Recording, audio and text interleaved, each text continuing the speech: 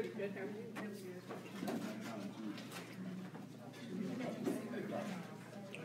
Thank you.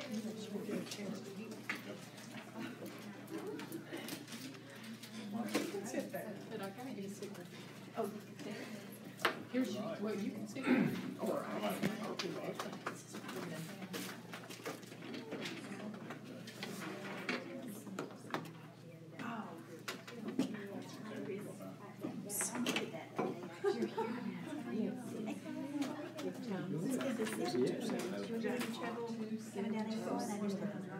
Well, they were laying power lines, getting ready to lay power lines, so they had the highway shut down for about 45 minutes.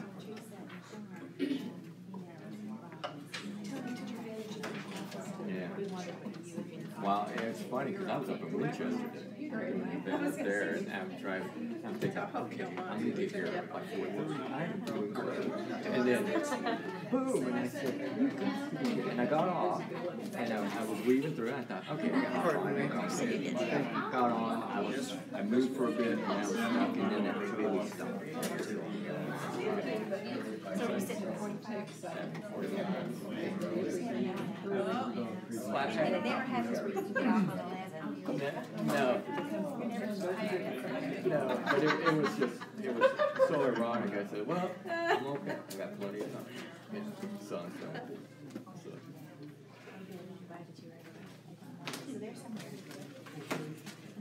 Well, like I said, because traffic was just so heavy trying to move, once it even started moving, it was just miles. Yeah, it's just, yeah, I mean, it was just unbelievable. Get a copy. Copy's got it. Are you? Good, thank you. You're like so relaxed about it. Yeah, I would have been. Like, Graduation? yeah. Well, you know, I learned a long time ago, if you control it, do it. If you can't control it, yeah, you know, when the check bounces, just say, that's my fault.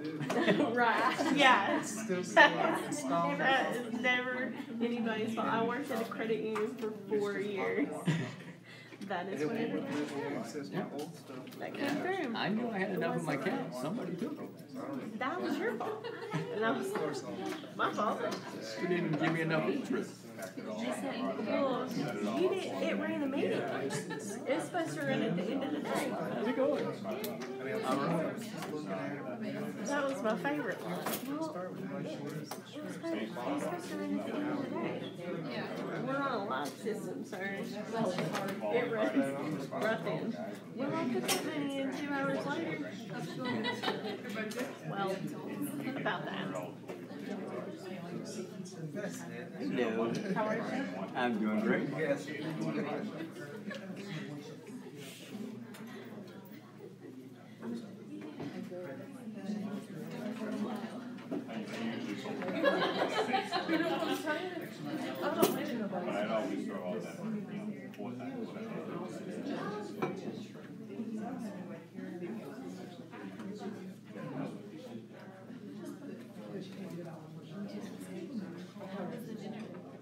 That way it might be.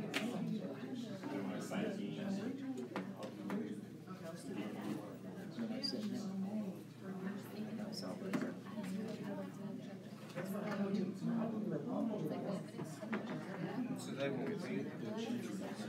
They talk. But they look good. Well, they probably will. That's why I do the top. Is that why you tried to top it in? Yeah. Yeah.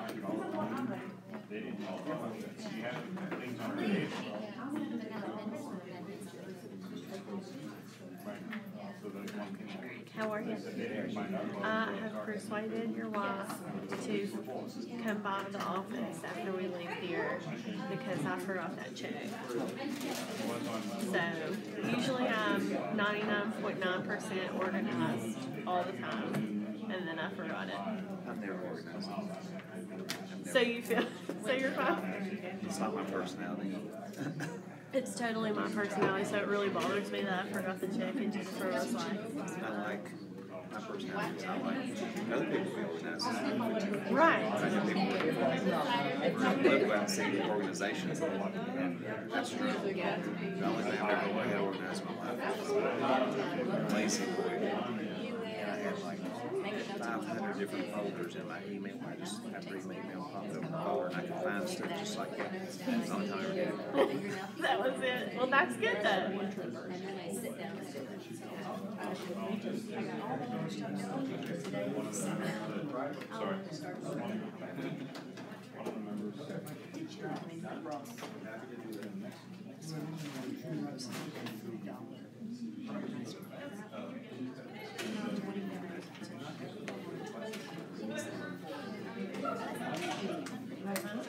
Today it's 45%.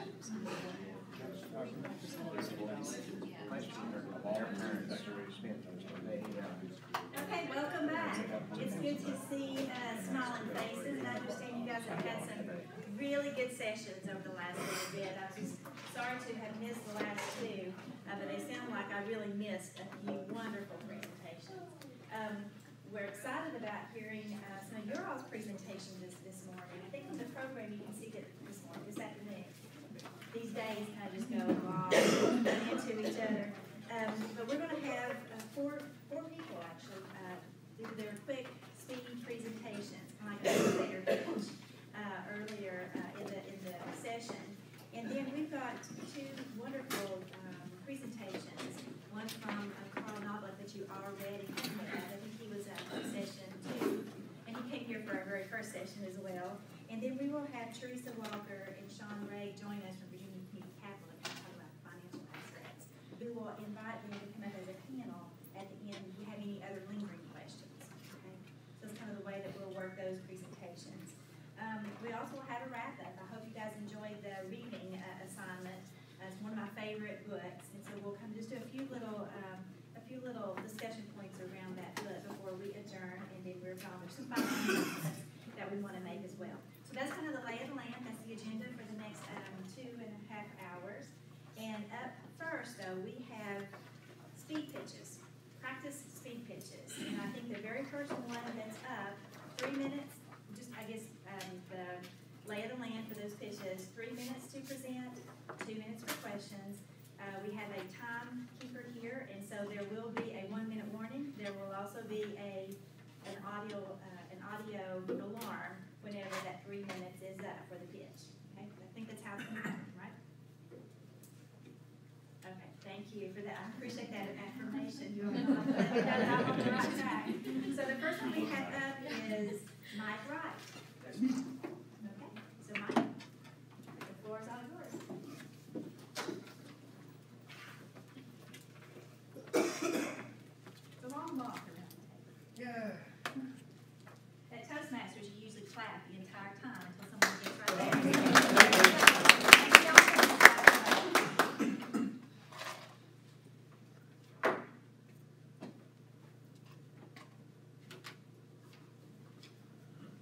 This is untested, so I just wanted to try it out. Let's try it again here. Something new.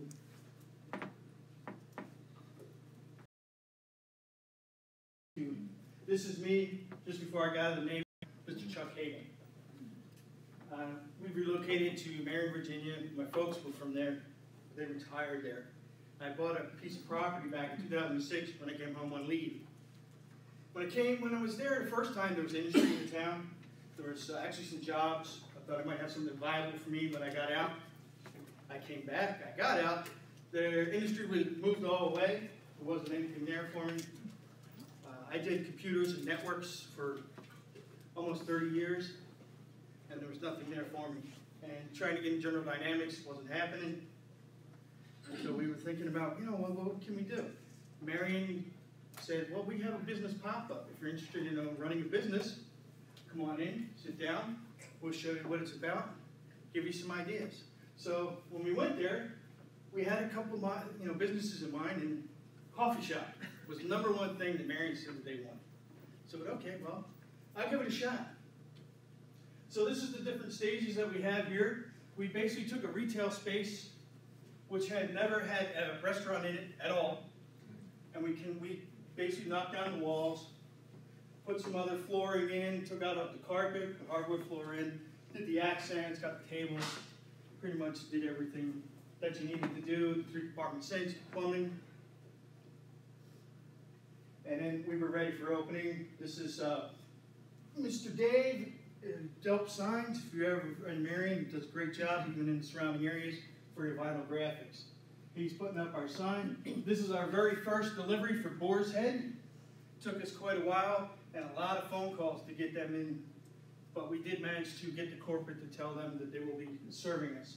So we were at the time the furthest south that they would go. Now, we also brought them other accounts, and there's someone, an Adwolf, that also does Boar's Head. It's a little different. We're a community-based coffee shop. In the military, everybody supports each other, especially when I was stationed overseas, which is about most of my career.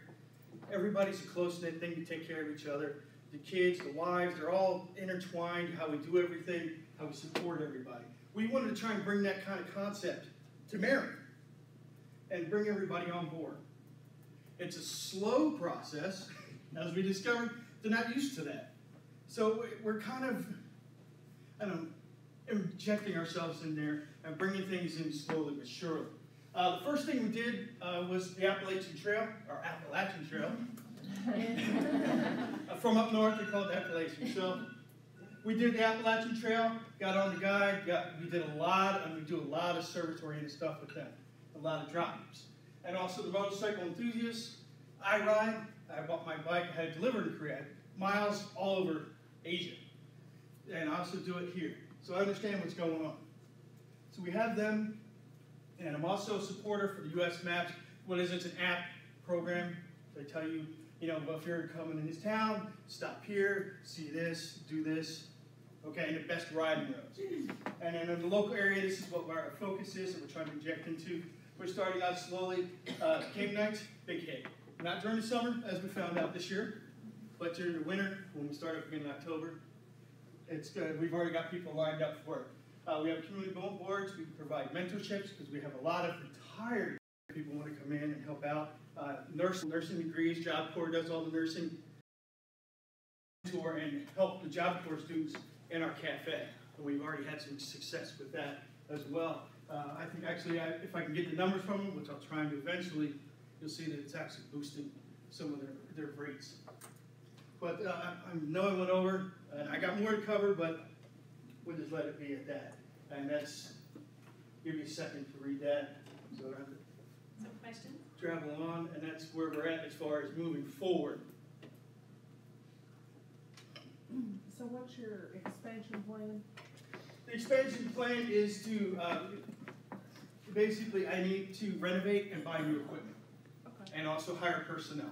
Because still it's my wife and I, and my other daughter just started Emory and Henry. So she's not there as much anymore, and my other daughter's getting ready to go back to Texas.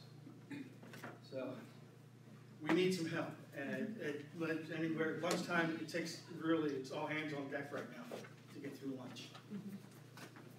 And obviously new equipment because the stuff I had to get, but I know there's more efficient stuff that I can get out there and utilize my space better and bring down some of the costs to, increase profitability. Any other questions or comments? Cool. Okay, We're good? so let's thank Mike.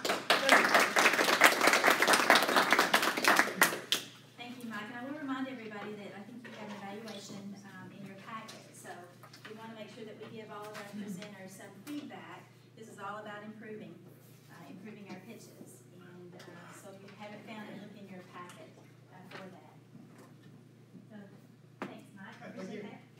So next up on the list is Tommy Thunder.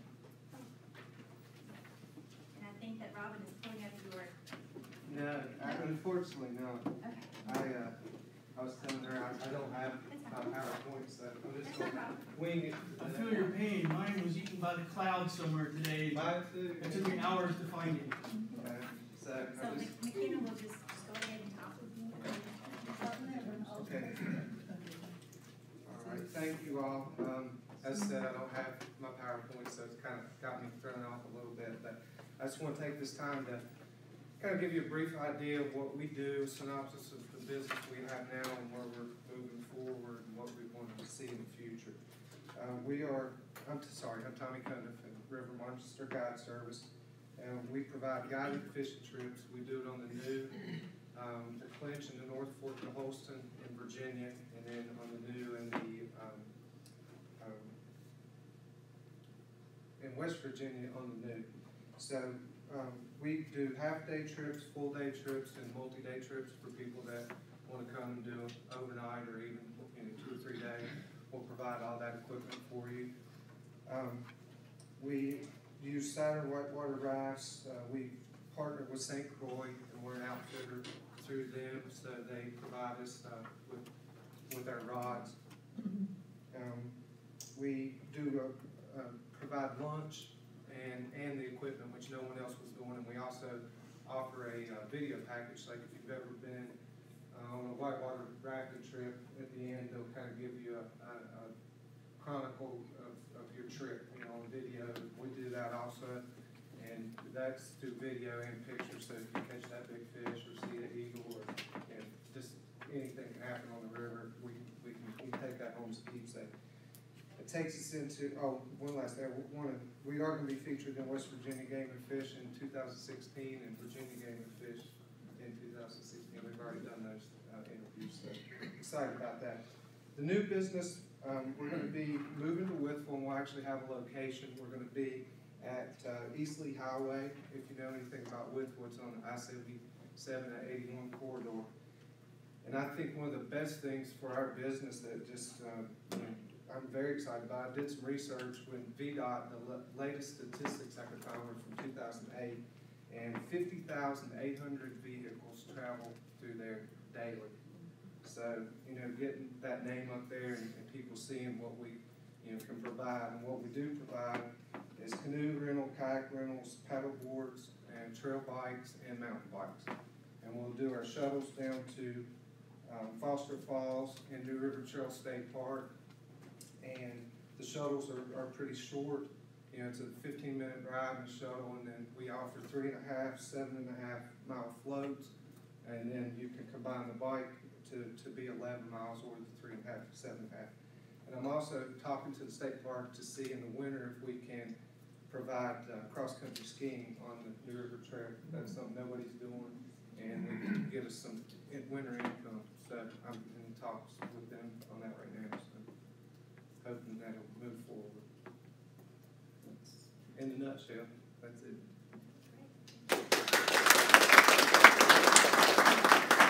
Questions? How are you doing your video picture thing? Like, because it happens real time when they're getting off the river. You just ask them if they want it, and then you send it to them via email? Yeah. Previously, we let them know if they want it. Then I have 2 GoPros. I'll put one on each side of the boat for fishing river left or river right, and we'll just turn them on various times. You definitely edit it because that can put you asleep. Yeah. And I have a charger on my boat so I can keep them charged up. That's cool. And then you have the still pictures that you intermingle. And then we just put it on a disc and send it to them. That's great. Thank you all. Up next, we have Jill Wolf. Now, Norman's getting the PowerPoint.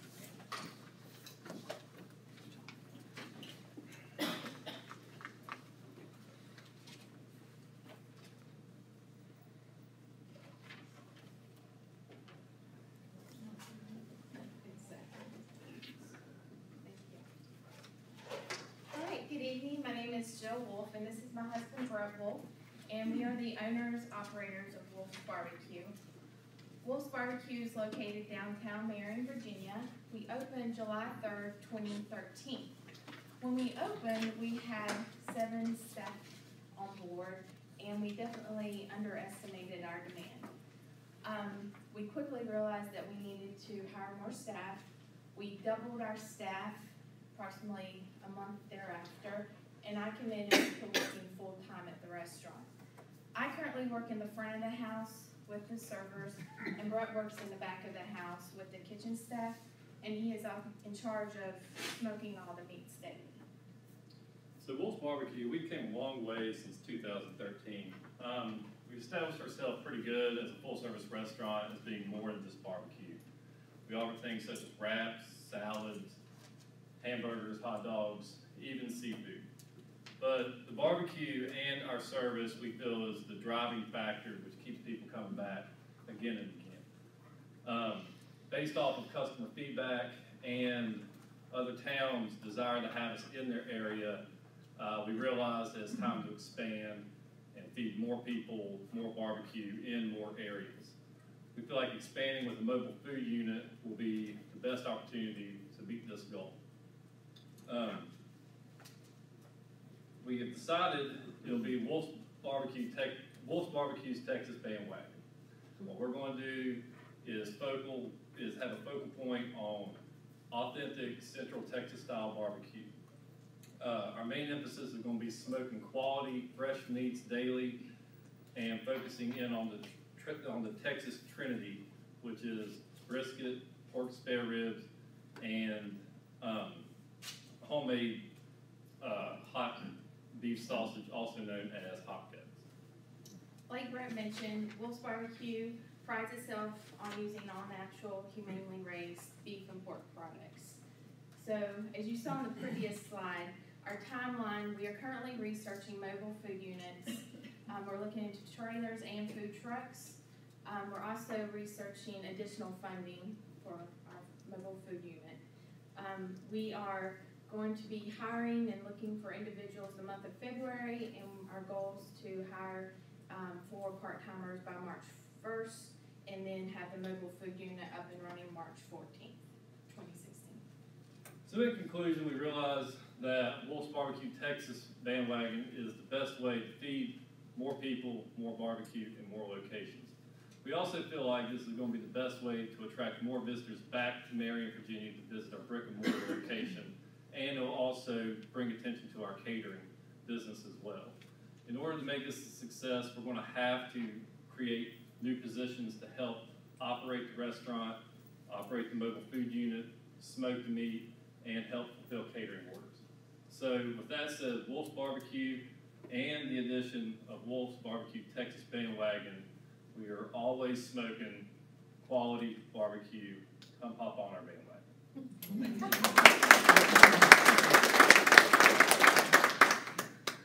Any questions?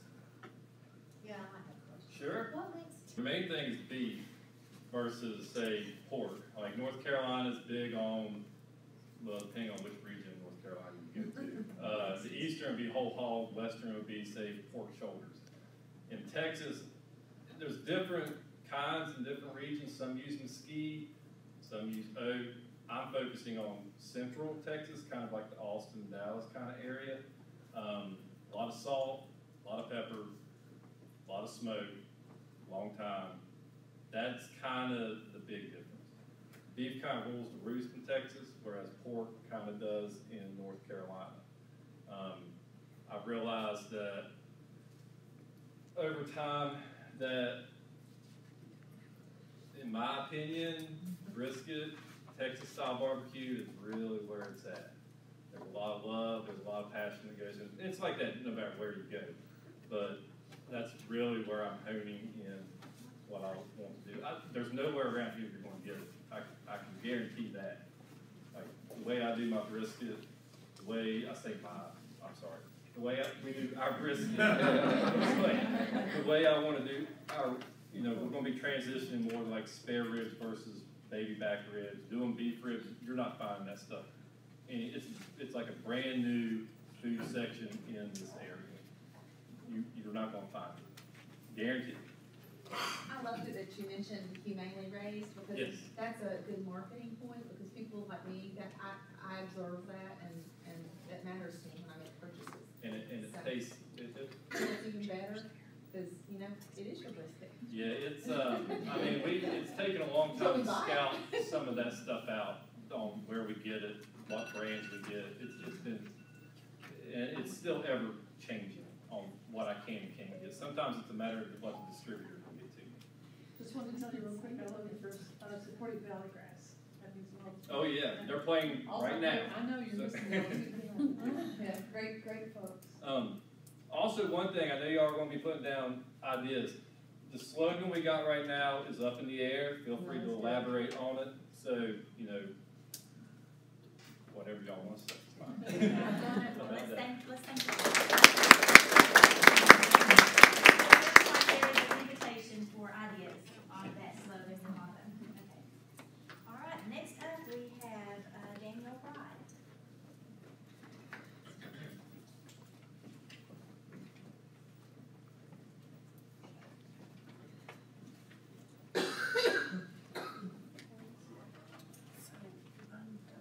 Hi, my name is Danielle White, and I'm the owner of Born Free Farm. We're located in Jonesville on the Powell River and sell breeding stock of dairy goats and sheep, meat and milk shares along with raw wool for spinning. Over 65% of the world drinks goat's milk because it's healthier and available. 70% of all meat consumed worldwide is goat meat because it's low in fat, high in key nutrients, and helps fight disease. Next year, we hope to have GMO-free goat meat for $14 a pound, lamb for $6 to $14 per pound, and goat shares for around $4 per quart of milk. Cost of sheep or goats can range anywhere from $300 to $1,000 and up for a high-quality purebred. Our average price locally has been around $250 per goat or sheep. Our income projections for next year are around $10,000. We have taken time to choose high-quality bloodlines based on milk records of top-producing goats. Our sheep are bred for parasite resistance and self-sufficiency with minimal feed on pasture. We currently have 30 milkers for 2016. Our plans for expansion include the addition of a mobile milking parlor to cooperate with local farmers and others and create jobs. To pool our milk and also to build a cheese-making facility and market our products to consumers. To encourage consumers and tourists through value-added products and activities. Plans would include a petting zoo, store, and dining area, and biking and tube rentals.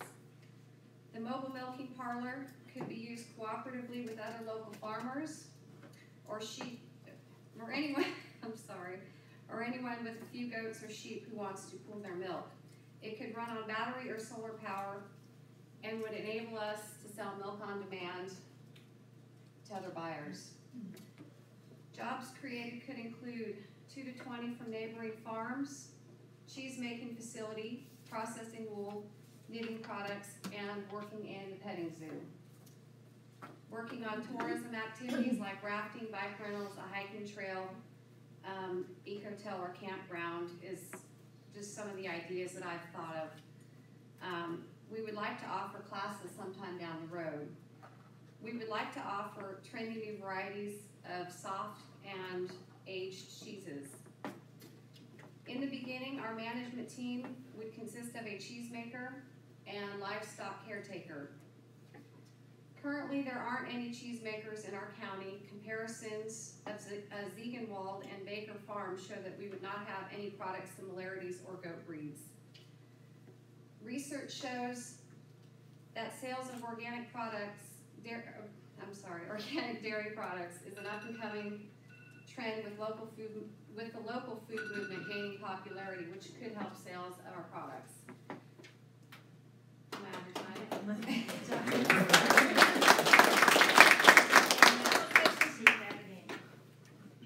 Where are you located?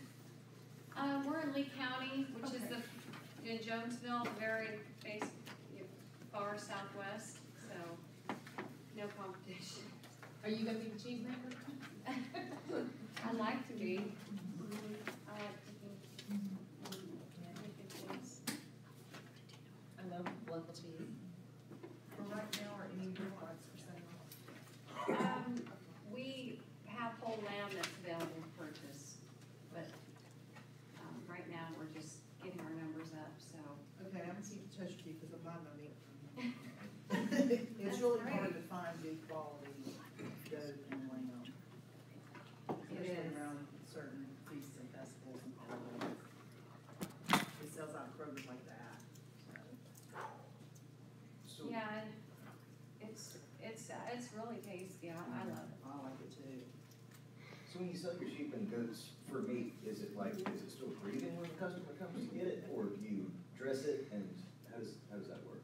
Well, currently we're just, what we do, because we're not, USDA certified, they would have to purchase the animal, and then we would transport it to a facility where it would be,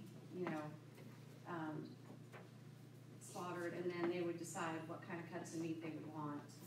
So, but we are looking at another option. There is a facility down in Greenville, Tennessee that is certified that we could possibly sell, per pound.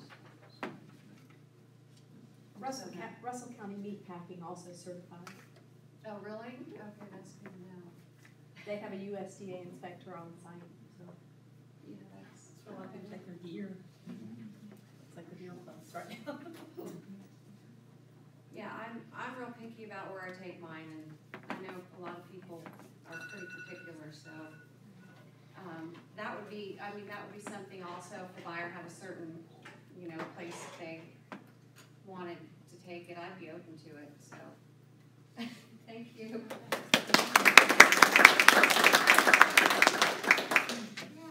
Everyone did a very nice job, and very interesting. I've been very impressed since day one of the type of projects and products and services that you guys are already offering and planning to offer. So we're going to go directly into our first speaker this afternoon. We will have a little bit of a break after Karl talks. So we'll be able to have some questions for Karl. You've seen him. This is the second presentation that he's done for us through the My Southwest Virginia Opportunity Cup competition. So join me in welcoming Karl Knoblock back. It's all yours. Okay, thank you so much. Good evening, everyone. Anyway, before I get started, one of the questions I have is, last week we learned about HR issues. How many of you currently have employees right now? Okay. And of you that have employees, do you have an employee manual? Okay. I will stress this, having run many a company, even if it's your loved one, get an employee manual. Because it will protect you. Right now, if an employee wants to challenge you on something, you don't have an employee manual, you will lose. I don't care how good the documentation is, you will lose. Okay? The employee manual basically lays the foundation. Also, last week I didn't hear, but maybe it was mentioned, job descriptions? Okay. How many of you have job descriptions for your positions that you're looking at? Okay, great. Because, once again, if you have the job descriptions, that determines the questions you ask when you're hiring new people. Also, the job description, if somebody challenged that they didn't know, the job description should be shown in court. So, if you go forward, please create your job description. Okay, those two key components protect you immensely. You don't have either one of those components, I promise you go in, you will lose. That's reality. Okay? So just be aware of that as you go forward with that. I wanted to bring that up because that was a big concern of mine last week as I was hearing things. I wanted to make you aware that's something you should be doing, and it's not that common. Really pick and choose to do the final review of it. But most of the software keeps up to date currently. So as new laws and regulations come out, you get to see it and you determine if it impacts you or not. So these are little things. Yes, ma'am. One thing, and I told Terry and I would send it to her, I have the Society for Human Resources Management. They offer a template, and they keep it fairly current. It is big. You have to narrow in human resources in my other job. So, and I tell you no, and I'll forward it to them. So you have something to start with that is up to date. Yeah, and the thing is that you pick and choose. Because, I mean, if you look at what they give you everything. You say, oh my gosh, no, I can't handle this. Because it's literally like that. And what I tell people is a lot of that deals with bigger employers. And what they have to comply with, like you heard last week, 50 employees and things like that. That's where those rules come into play.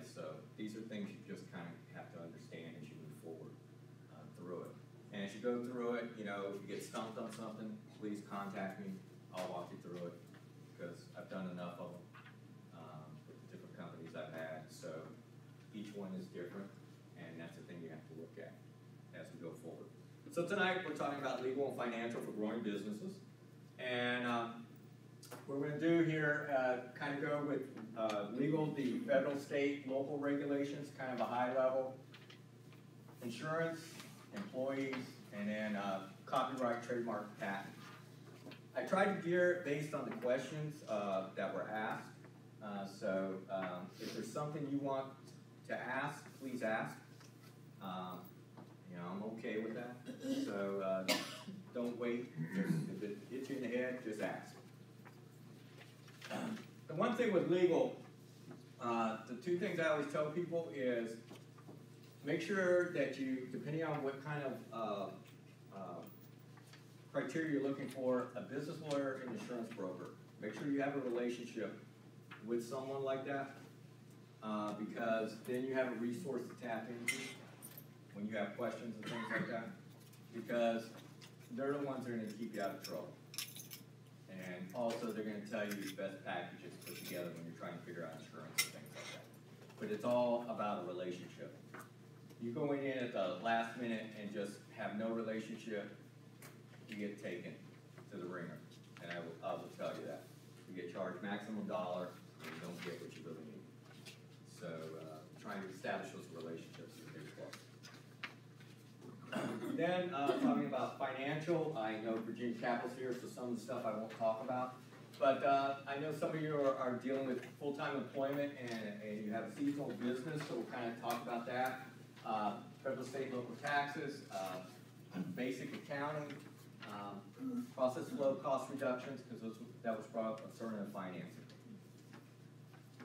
Financial. You see, accountant or bookkeeper, depending on what you're doing. You know, and that can be still related to the software package you get, and we'll talk more about that.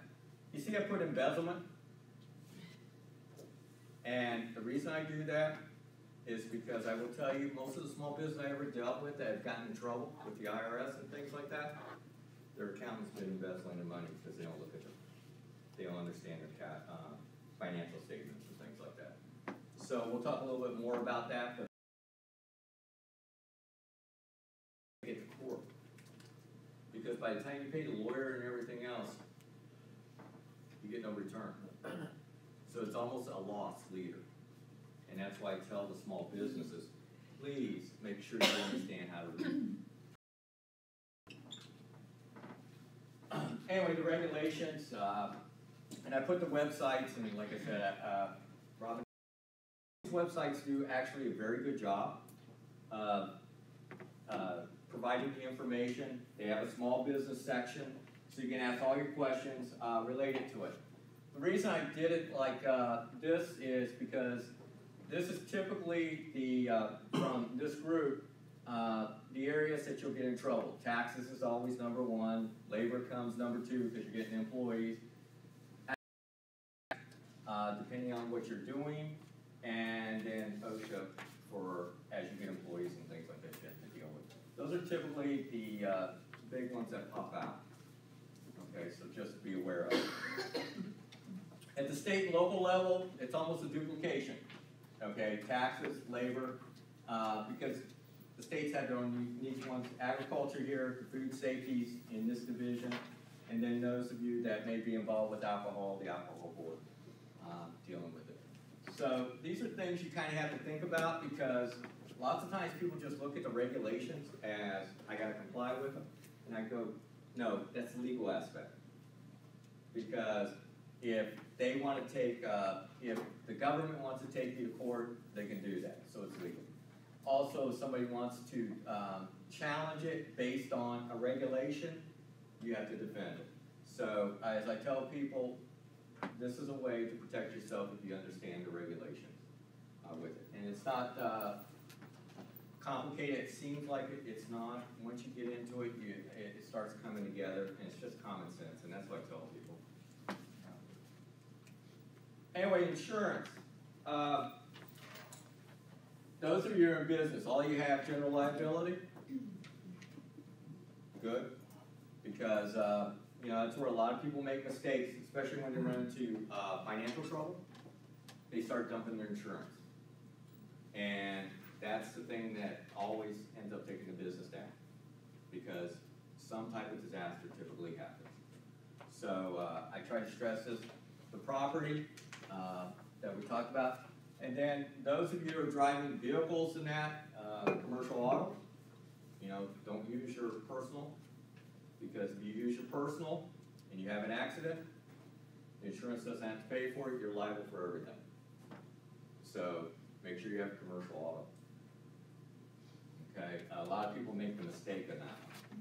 Okay. Then non-owned auto, that is basically, I put that there for those of you that may have employees that are going to drive and possibly deliver things, but they're going to use their own vehicles.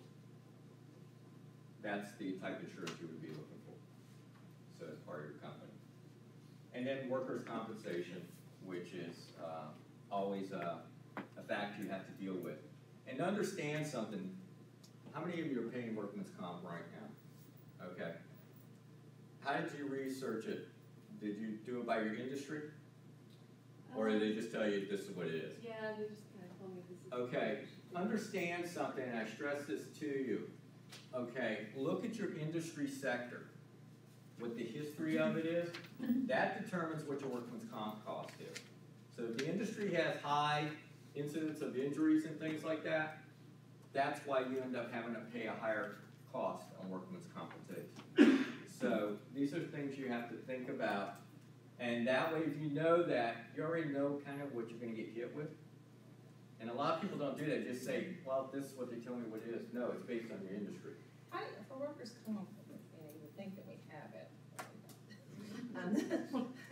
I was so glad nobody hardly raised their hand. We've been talking all summer long. It's been like, anyway. But do you go, who do you get it from? I mean, do you go just like your regular insurance person? No, actually, you can get it from the state. Oh, from the state? Yeah, you work through the state. And the thing is that the reason is it's a documented, and like I said, it's based by industry. So like my manufacturer was chemicals. I was hammered for workman's comp because we work with chemicals.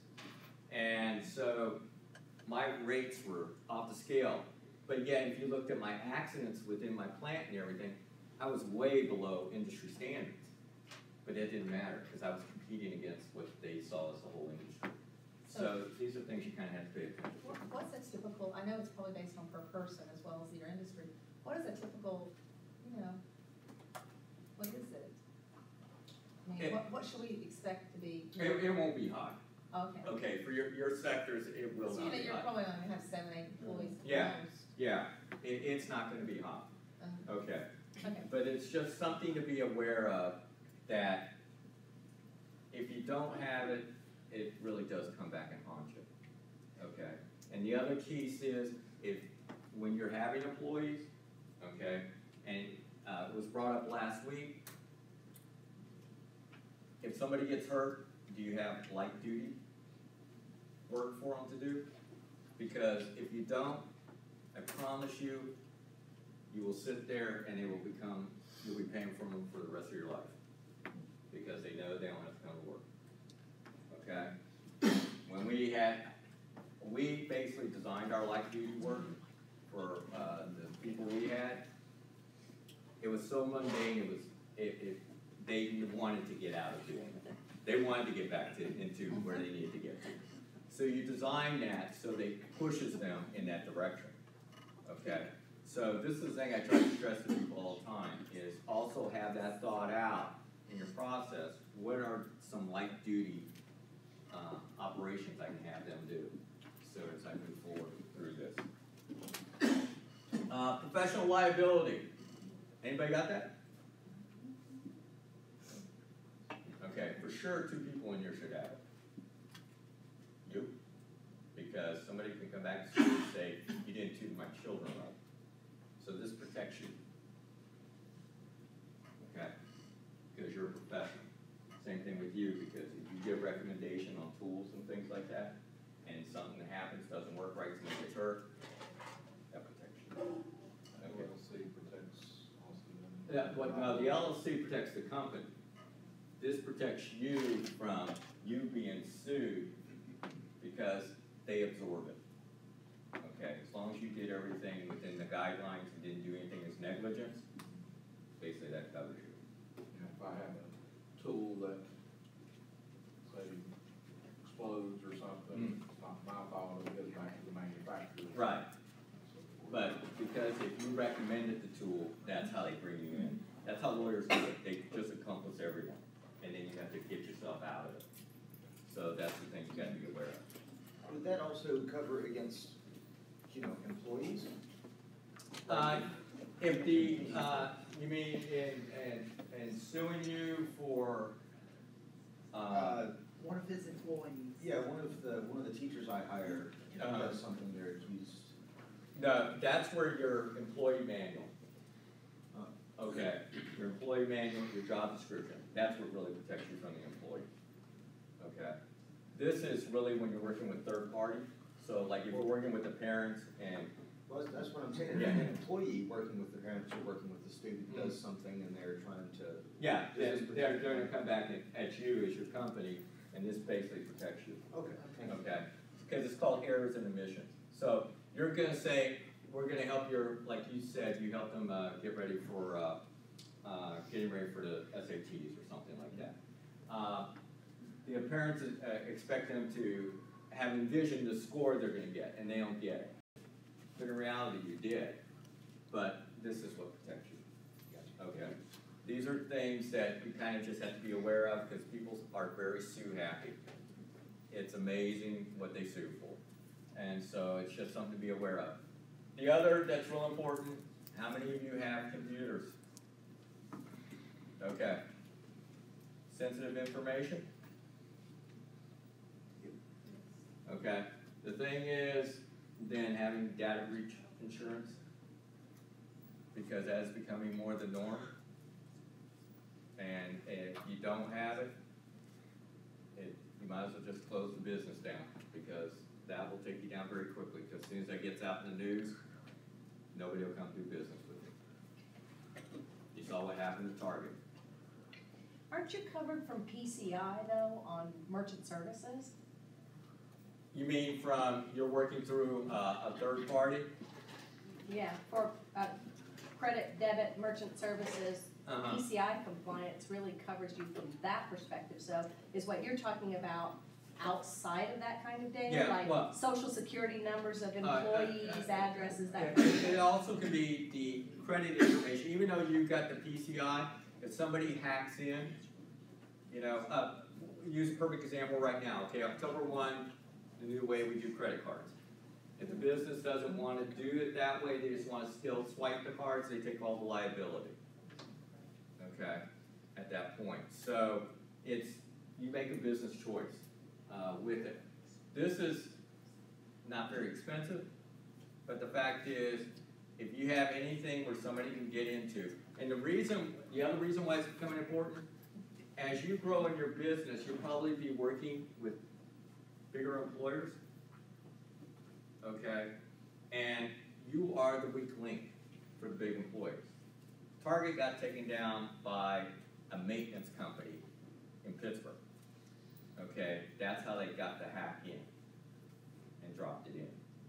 So this is why we always tell, as you grow and you start developing relationships with bigger companies, this is becoming more of a question that's being asked of small businesses. Tell me what you have as your cybersecurity program in place and things like that. And this is just also, you have the insurance that lets them know you understand you're trying to protect yourself. So these are things to think about as you go forward dealing with this. Business resumption, as we just went through this past weekend with the weather. This is basically if that disaster hits, this keeps giving you revenue until you get yourself back up and running again. And the reason I say this is because businesses don't have this. 40% of them never open their doors again, and 30% of the others basically are never what they were before. Okay, because they lose their customer base because it takes them so long to get back up. So these are things to look at. And then life insurance, I always put that up there depending on your business. If something would happen to you, then this would take over and pay any outstanding debt or anything for that company. So it's insurance basically for the company. So that way you are that person. So if you pass away, the insurance would pay off that company's debt. So then your family doesn't get stuck with it and trying to figure out how to deal with all that. So do you buy that personally, or you buy that through the business? You can buy it through the business, but it's a life insurance basically for the business. It's only there in case something would happen to you, and basically it would go to the business. So if you have a personal life insurance policy? You can do that if you want, but like I said, when you're talking to your family members, you know, when they think about the life insurance from a personal standpoint, they think it's for them, and then all of a sudden they start getting the bills for the business, and then all of a sudden they're starting to figure out, okay, what do I do? And the reason I just bring this up is because as you grow and you go to work with a lender, and Virginia Capital talk about that, is sometimes they put a stipulation that you got to have life insurance on the business. So then that way, if you happen to pass away, that will pay the loan back to them. So these are things to be aware of. And then, you know, the other two are basically your personal life, business owner's policy, and business owner's policy is a catch-all for everything, so you can get everything put together in one package. So you don't have to get these individual ones, you just get a whole package. So, but it's called a business owner's policy. And then your own personal one, which is totally separate. Don't intertwine them, please. It leads to real problems. And the business wins out because you have to pay your debtors off. So please be aware of that. So keep them separate. Employees. Unemployment and anybody had to fire anybody and had to go through an unemployment hearing? Ever? Yes. Okay.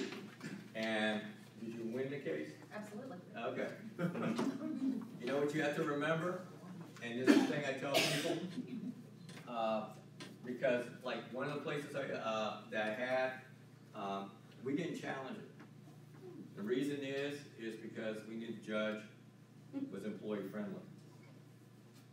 And we took one case in, we had it rock solid, and she ruled against us. And at that point we said, you know, we're not wasting our dollars anymore. We'll just deal with this and work a different route.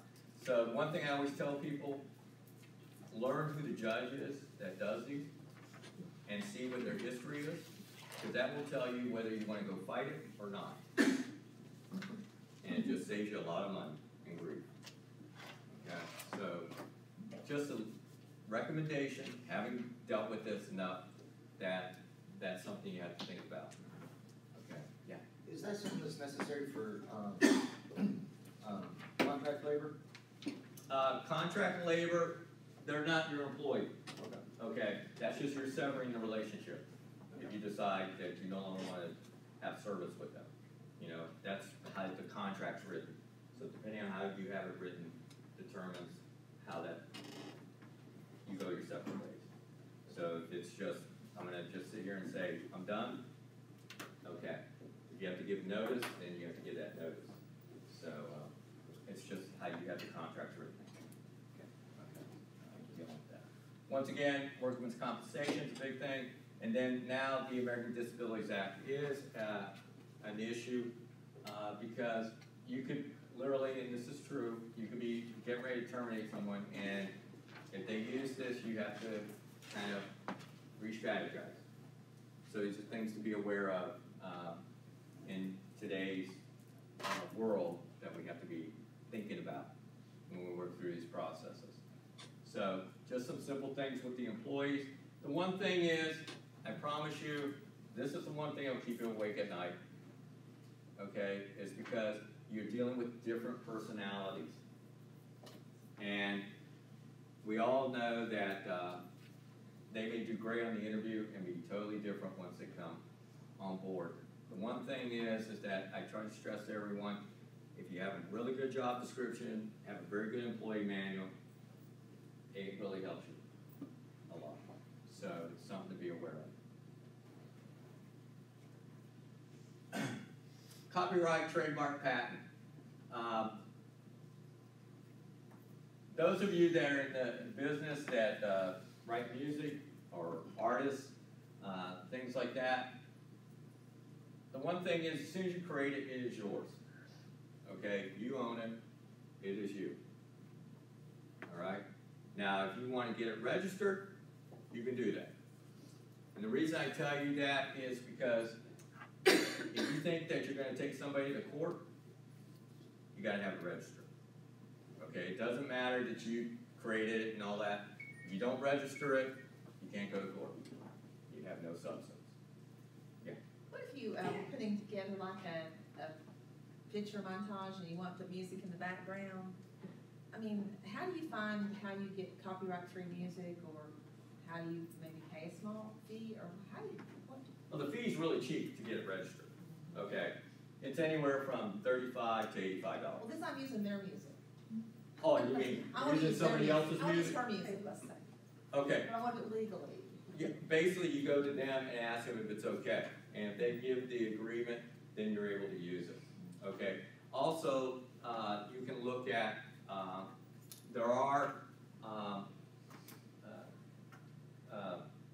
music that because of the time, it is no longer copyright protected. So you can actually... Typically, it's 75 years. Oh, great. I know that'll be trendy.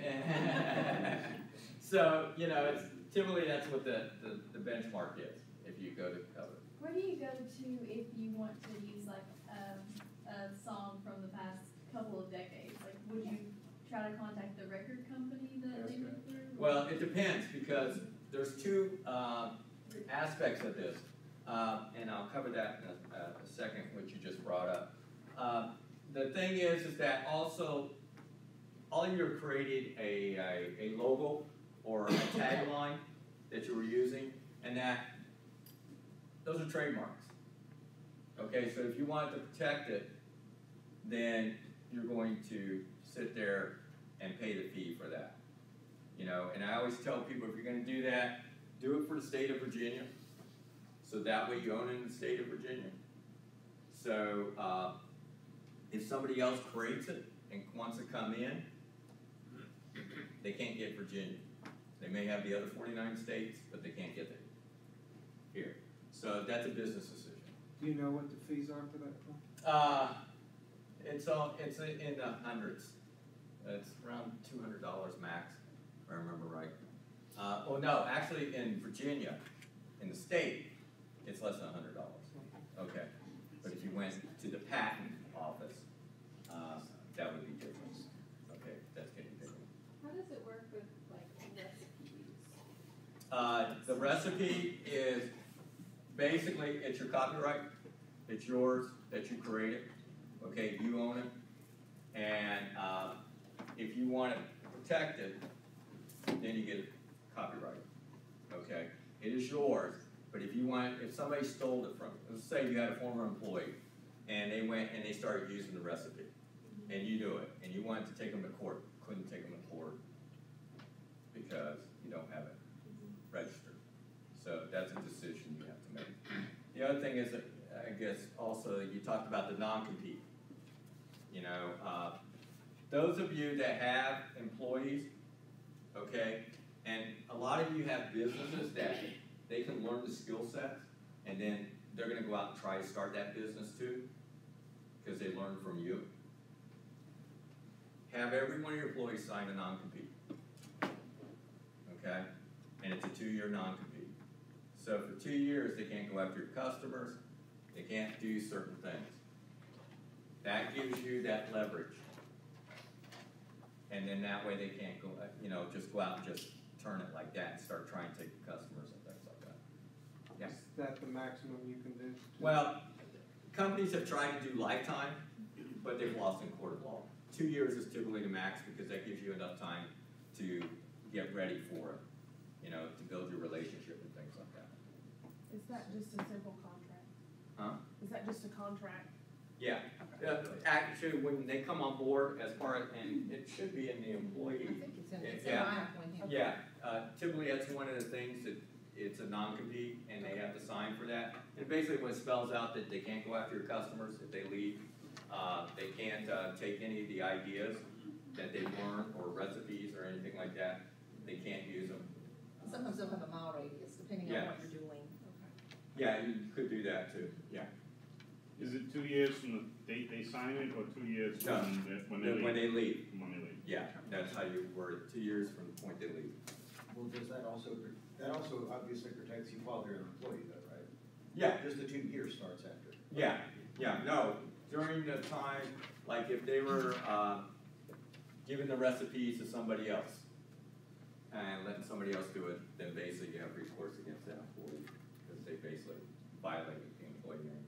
Sorry, just going back to that. If, say you created a product and you named it something and you didn't realize that that name was being used by another company, how does that, like, how does that work? Okay. Do you know that other product Well, was... I'll give you a perfect example. Any of you ever, who watches the Food Channel? Okay, and they give, and they had the one where they go to different restaurants, unique restaurants around the country and things like that. Anyway, there was one done in Pittsburgh. It was called Hot Dogma. Okay, and the reason it was recognized because it was in a sanctuary in the basement, and everything they did went back to the church, but it was hot dogs.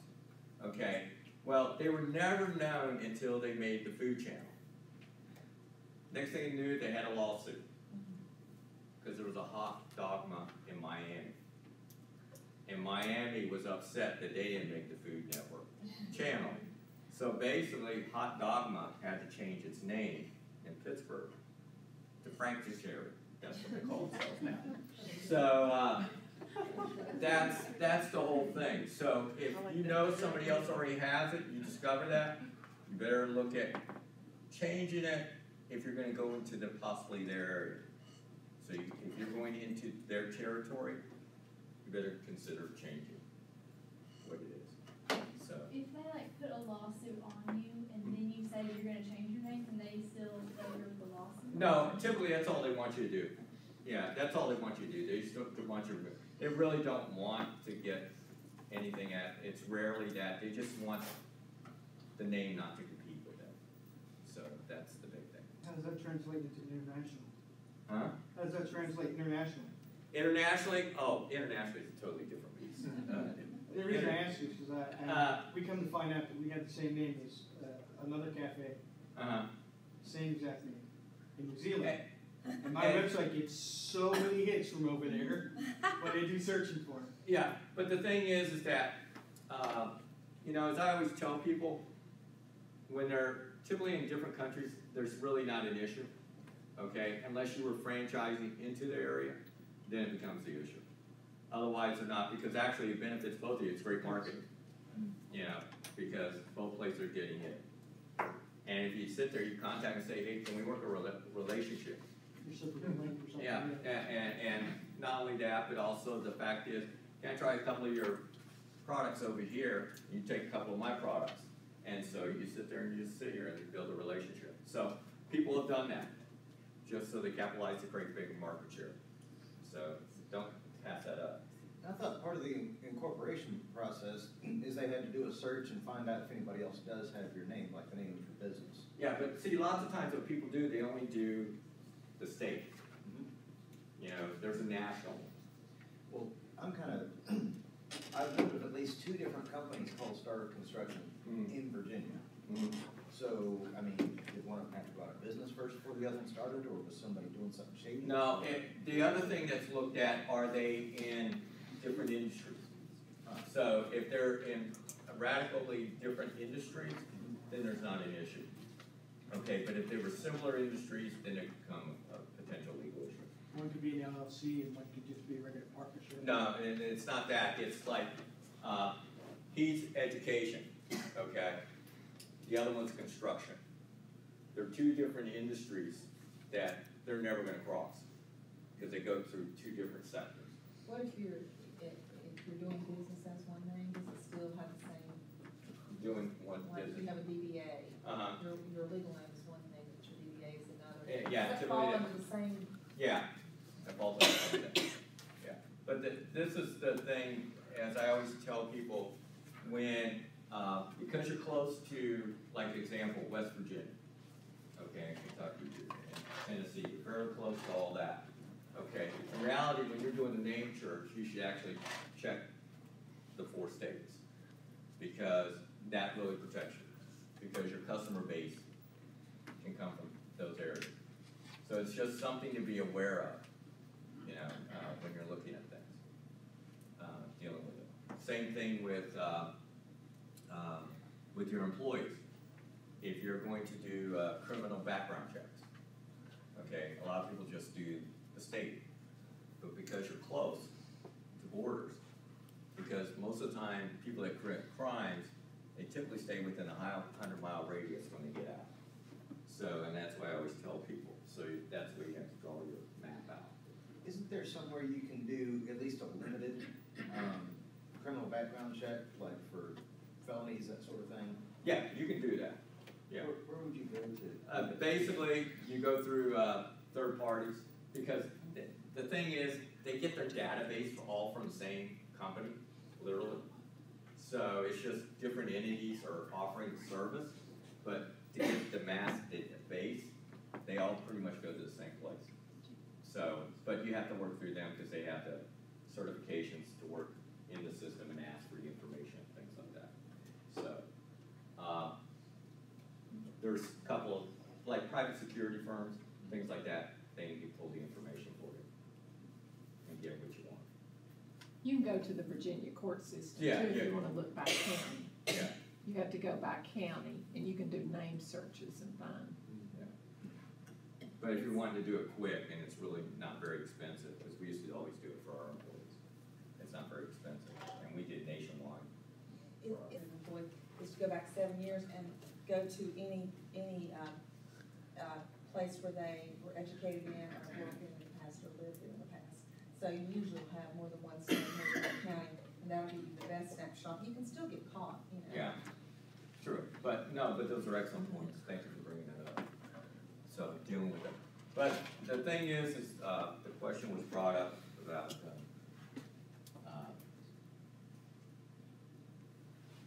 music. Anyway, the one thing with music, as soon as you put it on paper, it is yours. You record it, it's yours, or you store it on a computer, it's yours. Okay, even artwork that you create, you put it there. Okay, anybody ever heard poor man's copyright? Okay. I did one for my book. Okay. Basically, she sent it to herself, and that's how they call it poor man's copyright. And don't open the envelope when you get it back. Yeah. It holds no credence. A lot of people used to do that, but today it holds no relevance. But the fact is, that's how they want to make sure that it was protected, so they send it to themselves. But music is twofold. One is the composition, and then the sound recording. So it's actually 2 pieces. And that's where a lot of people make the mistake. Because you gotta actually, if you're creating something, you have to lock both. Okay. A lot of people just think it's just, well, it's my song, okay. Then typically it's the composition they actually have copyright to, but they didn't do the recording part. So that's the thing you have to be aware of. But if somebody else records your song, don't they have to use your composition to do that? Yes, but the fact is that then that's a teamwork type, and then both of you have the copyrights to it at that point.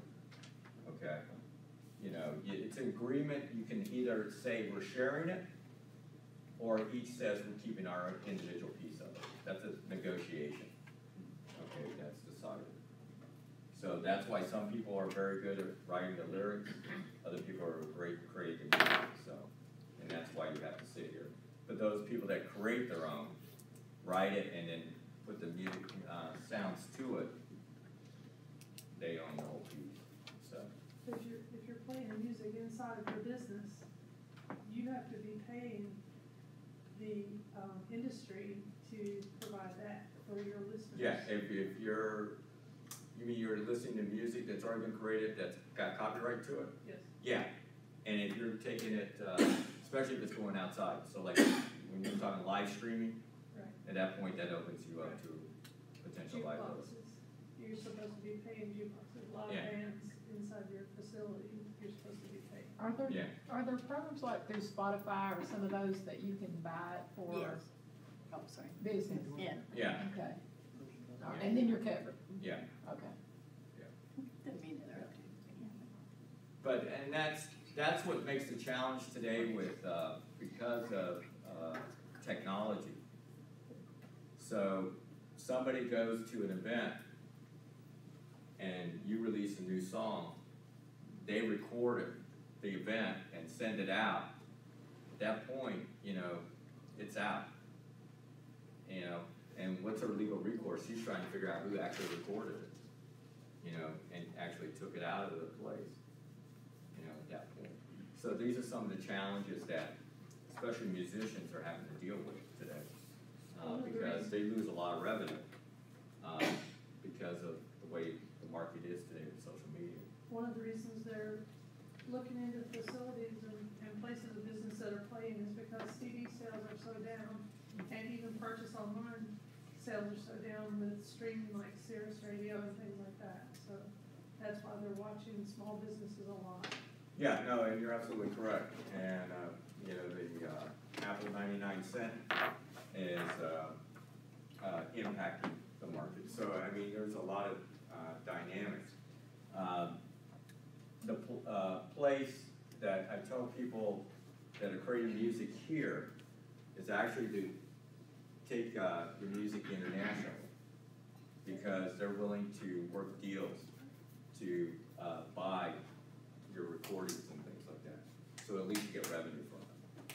So I worked with a jazz singer with that for Asia market, and so we dealt with that. So, but that's kind of where you can actually go, and they're willing to pay to basically have the recordings. You're on contract with them to supply it to them.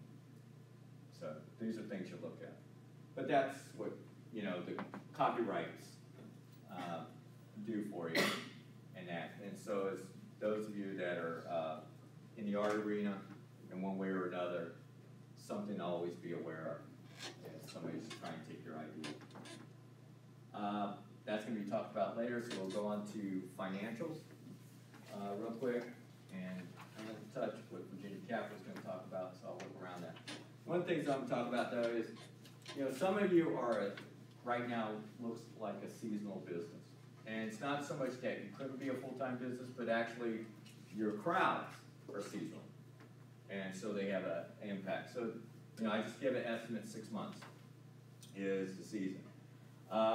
What do I do with the other 6 months? And the thing is, it comes down to each of your businesses. And some of you have already brought up how you're trying to supplement, like you talked about yours with cross-country skiing and things like that. So, you know, you're looking at options that creates that. So you start thinking, how do I keep that employee paid full-time? And this is kind of a rough list, depending on what you are, but, you know, the one thing I always tell people, what don't you like to do? And just give it to that person, so you can do what you do really well.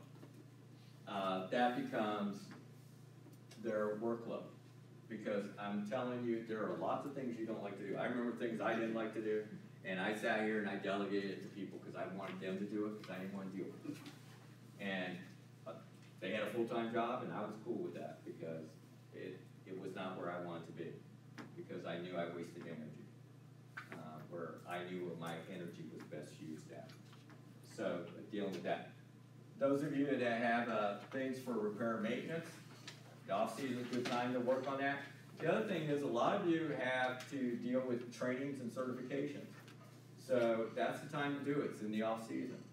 So, you know, they're getting trained, they're getting certified, so they're current, but they're being paid.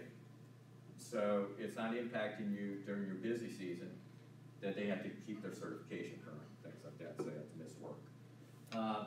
You know, if you hate sales, they can go sales, but what you do is you sit here, when they go into the sales mode, you turn them into a commission mentality. So basically, you pay them less, and they can earn more if they can land the deals. So they get a commission. So these are things you look at. You know, if you want them to be your social media guru, you know, especially the young people, they can do that. That's revenue you get hits. You know, and that's the thing. You want to create the traffic, and they can do that. All of you have talked about new ideas, new recipes, all those type things. That's research and development. Once again, those are things that the employee could be working on. Or you sit here, you love that, you have the employee working on something else. These are things you're looking at. Holiday special events.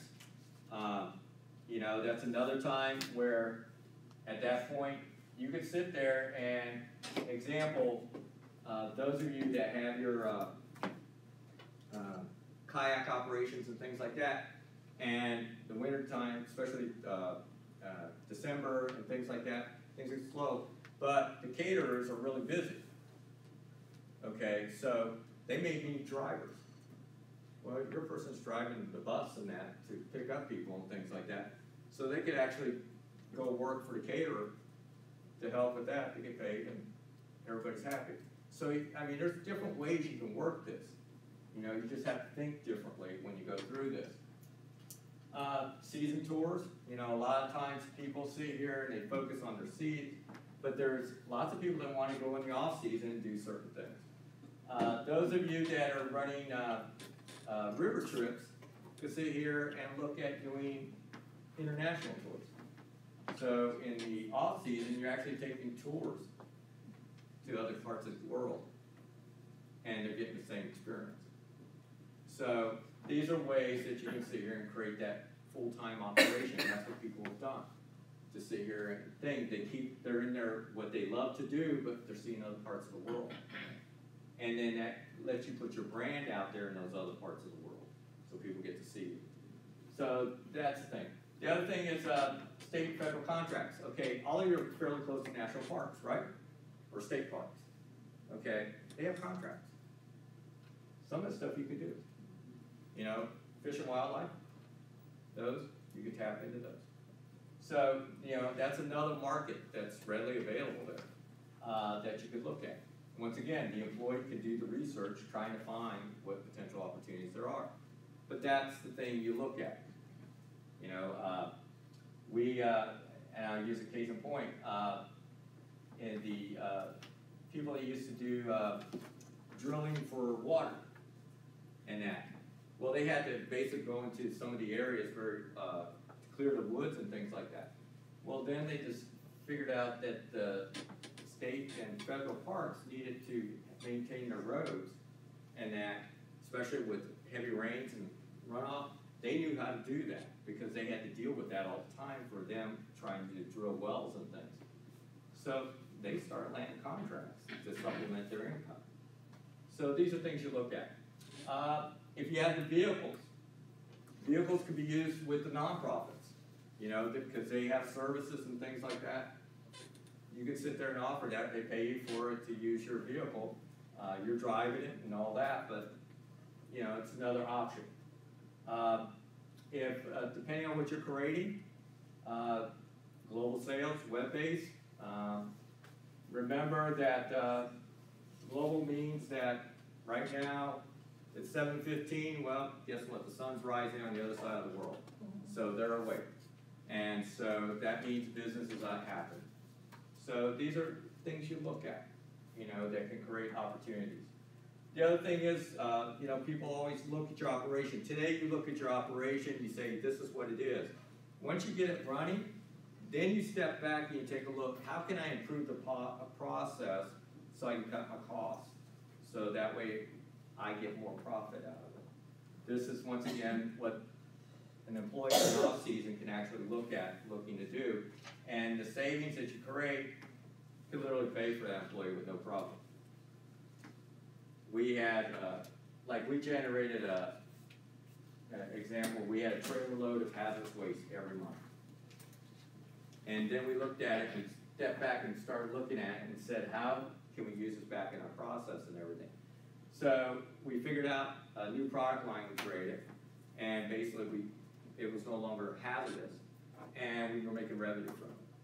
Well, for that revenue I was making, I was able to hire 3 people. And I was paying those 3 people $18 an hour. So this is what we talk about, trying to create those opportunities. The other thing is, as you want your identity, as you talk about your raw materials, whether it's animal feed, whatever it may be, also your packaging. You're always redesigning your packaging because that's what entices people, especially the Americans. The Americans love packages. That's why we can't, everybody talks about the third world countries beating us on price and everything. In reality, no, they don't beat us on price. We actually make it more efficiently. Where we lose is on packaging. Because we want that fancy package, which takes labor. And that's why third world countries get it. It's because of the package. If we all just said we're happy with the brown bag or the brown box, be good. We'd be very competitive. But because we want packaging, that's where labor comes in. And that's what impacts the bottom line. Yeah, but this is, things people have to look at all the time. So this is why I point these things out. These are just ideas, high-level ideas, just to get you to think about it. Taxes. Okay, you're going to pay taxes. And the one I bolded was payroll. I know people run into tough times and things, and they'll say, I just don't have the money. Please never forget to pay your payroll taxes. That's the one they have no mercy on. They will not bend on that. That's the one you cannot pass over. The others you can delay, and they'll work with you. But payroll, they will not. So please understand that. That is the one that you cannot get away from. So, and that's where a lot of people make a mistake. They say, well, I'm just not going to pay payroll. I said, don't do that. Because at that point, they have no mercy on you. And they throw all kinds of penalties, which even buries yours. So that's something to be aware of when you're dealing with this. The other thing is you look at things, do I take the tax credit or tax deduction? The thing is that we always want to try to find a tax credit. Okay? If I've got a $1,000 credit, that's $1,000 to take off the bottom line. The deduction, it depends on which tax bracket I'm in. This becomes critical when you're trying to look at your opportunities, is understanding that it adds to your bottom line, helps you out. So these are things to think about when people talk about the credit or deduction. Where's your opportunity? Earlier when I talked about the embezzlement, I hope everybody's comfortable, because you're all in business, reading a balance sheet, an income statement, and cash flow, and actually understand it. Because if you can do that, you can hold your accountant or bookkeeper in check. If you can't do that, learn. Because this is what takes companies. Because as soon as the accountant knows that, or bookkeeper knows you can't do that, things start getting skimmed. And I will tell you that candidly. Okay? So be aware of that. Software, QuickBooks is the most common that's used by a small business. The thing I tell everyone is work with an accountant to set up your books so it goes in the right spot. Don't you create it, because I've cringed when I walk in there at times and they sit here and say, this is the way it is. And I go, okay, named all these categories, but you have nothing in those categories. And I said, well, I put it over here in my paid category. And I'm going, paid category?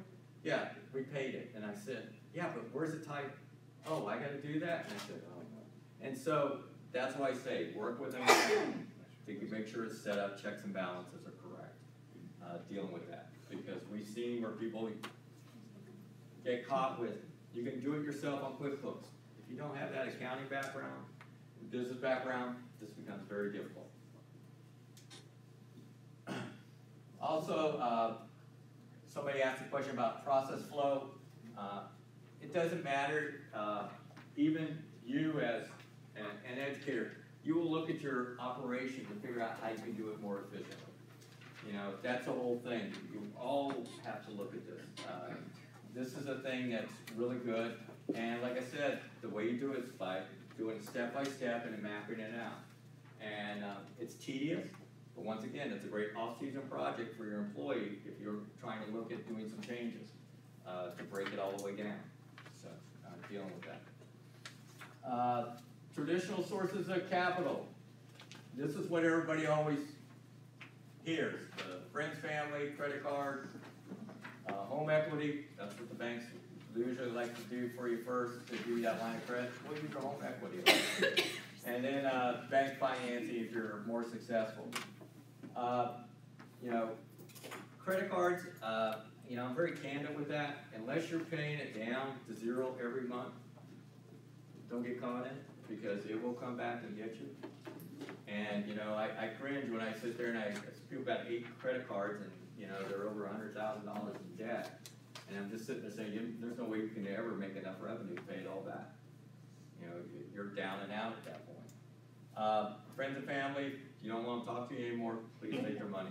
Because, you know, they will remind you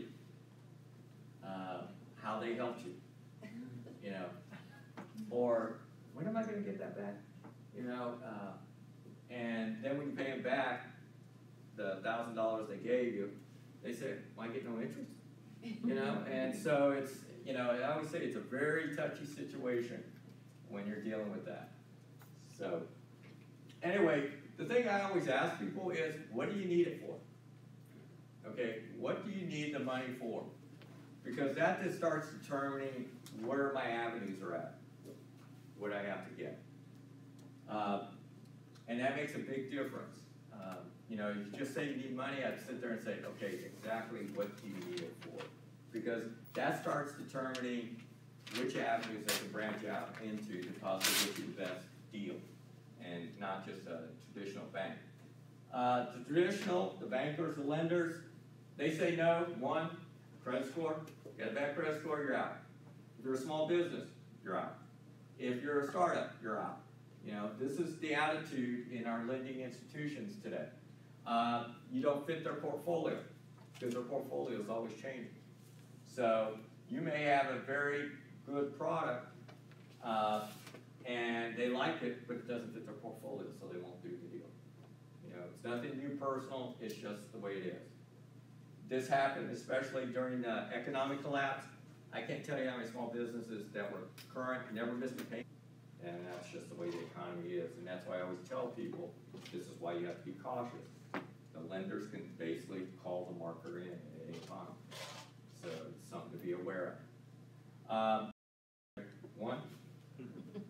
Well, that's the only one a lender really wants to talk to. They didn't want to talk to me. Yeah, well, yeah, because you were at the restaurant. Yeah. Yeah, that's the other reason. Yeah. Yeah. And so, thing. But the thing is, this is the other thing that we always look at. So that's what determines, and that's like people like Virginia Capital, talking later, come in to be very good about that. Anyway, these are all kinds of types of ways you can look at it. All of you bartered one time in your life, bless you, in your life, right? Yep. Yeah. Well, that's a business. I started my first business by bartering. So it can be done. Okay, you just got to know how to work it. And remember to count it as income. Absolutely. For the IRS, yes. or they'll get you. Yes, you're absolutely correct on that. I won't talk about microlending because I'll be talking about factoring. I tell people, don't go there. So that's selling your receivables, basically. Yeah, yeah. But typically the low end's 30%, and so it's brutal. And your customer that they're going out, because it doesn't depend on your credit score. They can care less about your credit score. All they care about is your customer. Okay, so if it's a good paying customer, that's all they care about. But they'll destroy your relationship with that customer. So even though you're getting the money, your relationship with the customer will be done. Okay, so that's a last-ditch effort. Crowdfunding, peer-to-peer, which like Kiva Zip and things like that. Online loans are becoming very popular and out there, and then government programs, and then nonprofits like Virginia Capital and that also have tools that tie to micro-lending and that, so dealing with that, so from that aspect. Quick on crowdfunding. This is really the key ingredient to be successful in crowdfunding. You have to know the target audience. You have to know how big their social media network is. If it's not big, it's doomed for failure. The amount needed for everything, people make a lot of mistakes, undercalculate. Because if the story's boring, forget it. I don't care how good your cause is and everything. If it's boring, it's done. And then the video, that 2 to 5 minutes, how you make it zing, really closes deals. And it's been interesting. The few people I've worked for with the people in Virginia so far when I came from Pittsburgh, somehow they just don't want to listen. And they've done really bad. And it's because these two pieces right here, they just haven't told the story right. And the video's been very weak. And it just doesn't carry. And so people don't put money to it. So it's something to be aware of. And with that, I will close out. This is other stuff that's higher depth with it. One thing is, if you're pursuing grants, remember it's a match. Okay, so if you're chasing a $10,000 grant, 9 times out of 10, you got to match it with $10,000. So please be aware of that. Okay. The thing is example, here's something to think about outside the box. Okay, how many of you could potentially export if you wanted to? How many could do that? Okay, so you can export. All right, you need a website, right? Okay, who's our #1 customer in Virginia, export? The state? Hmm? Oh, to export. Export. Who's our #1 customer? China. No. Canada. What's Canada speak? English. French and English, right? So you get your website design, say I'm focusing on the export market to Canada. So you can go get money for that. And that's a grant. So, this is how you have to think when you're in business. How do you get something in return that you can potentially go chase? So these are things you think about as you go forward with it. These are typically the grants that you'll hear about. Exporting, pollution prevention, energy efficiency, job training, technology, and tourism. Those are typically the key ones that come up. And you have to find that window envelope. The agencies that offer that were Tourism Industry Virginia. Exporting is DEP. We just put the funds to them, so they just got that. In fact, one of the businesses I ran into today that helped got their $5,000 grant.